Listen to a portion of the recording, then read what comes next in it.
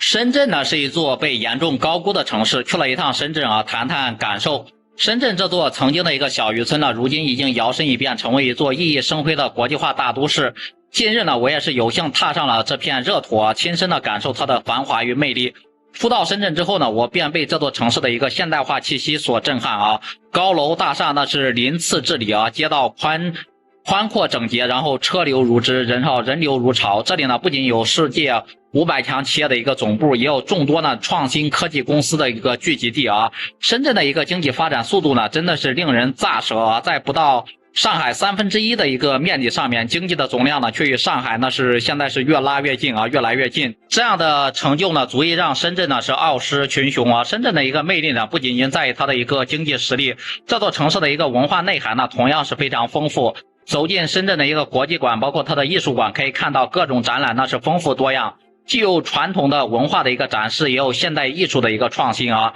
深圳的街头巷尾呢，处处都弥漫着文化的一个气息，人们呢在这里交流，思想碰撞，包括各种灵感，共同推进着城市的一个文化繁衍啊。深圳呢还是一座充满活力，包括创新精神的一个城市，这里的人们呢敢于创新，然后敢于发散思维，他们用自己的一个智慧，包括汗水，书写了一个个传奇的一个故事啊。从华为、腾讯等科技巨头的一个崛起，到众多初创企业的一个蓬勃发展啊，深圳的一个创新精神呢，可以说是无处不在。这种精神呢，不仅推动着深圳的一个经济发展，也影响着整个国家的创新步伐。当然了，深圳的一个国际化程度呢，也是其成为大都市的一个重要因素和场景啊。这里呢是汇集了来自世界各地的人们，各种金发碧眼的一个外国人，他们带来了不同的一个文化和观念，使得这座城市呢更加的多元化，更加的一个开放。在深圳的街头，你真的是可以听到各种语言的一个交流，看到不同肤色的一个面孔，感受到这座城市的一个包容与开放。深圳真的是一个包容的城市啊！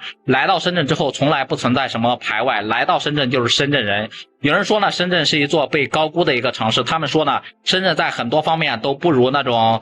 北上广，甚至不如杭州，甚至不如武汉，甚至不如重庆跟成都等城市。但我却认为呢，深圳是一座严重被低估的一个城市啊，它的潜力呢远不止于当下啊，更着眼于未来，甚至有可能超越上海，成为中国乃至世界的一个经济中心。深圳的一个创新精神，包括开放态度和文化底蕴，特别深圳呢还是一座非常年轻的一个城市，这些呢都是它未来发展的强大动力啊。站在深圳的一个高楼之间呢，俯瞰这座城市的一个繁华，我不禁感慨万分啊！这座曾经的一个小渔村、小农村呢，如今已经蜕变成一座国际化的大都市。它的崛起呢，也是中国改革开放的一个生动的缩影，也是中国人民呢勤劳智慧的一个结晶。深圳的一个未来呢，必将是更加的辉煌与灿烂。此次深圳之行呢，也让我对这座城市呢有了更加深入的一个了解和认识。我相信呢，在未来的一个日子里啊，深圳呢将会继续发挥它的一个优势，包括它的能量，为中国的现代化建设呢做出更大的一个贡献。